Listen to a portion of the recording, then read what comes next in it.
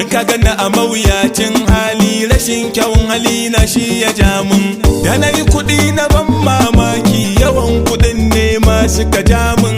Nake taka duk wanda na so, dan tsaya ka ji duk labari na.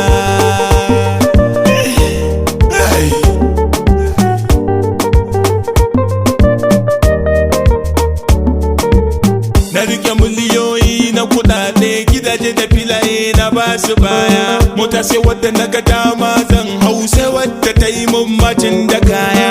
Wannan kuɗaɗen suke ziga ni, na raina kowa bana biyayya.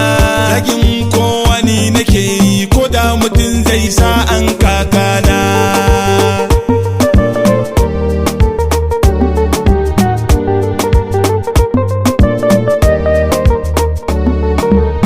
Bayyace maka gaskiyar magana, dukiya ta ba wanda ke ci. Akan an bani shawara na ɗauko, 'yan sanda sun kama makoci. Ko 'yan uwana ban taimakawa saboda tsabar rashin mutunci. Ban san kowa ya gayan gaskiya, in taka kowa ne burina.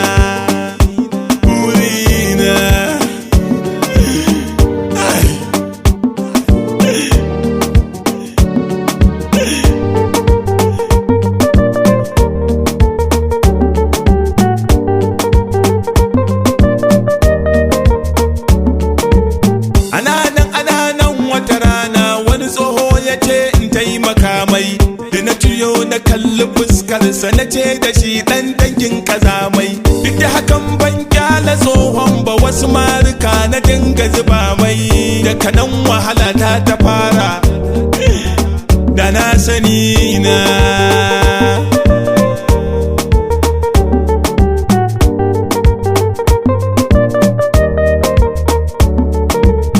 Har na gama yin rashin mutunci na, tsohon nan bai ce komai ba.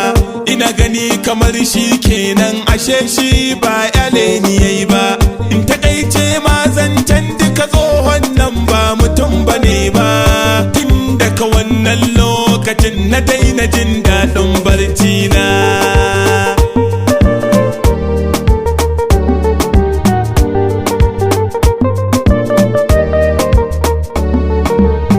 Kullum zuwa yake yi da daddare, ya hana ni bacci, ya ta birgita ni.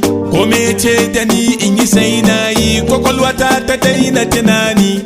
Ba ni sanin sanda nake bin umarnin da ya bani. Kuɗi ya sa na dinga rabawa, bayan kuɗin har da kadarori na. Wannan shi ne labari.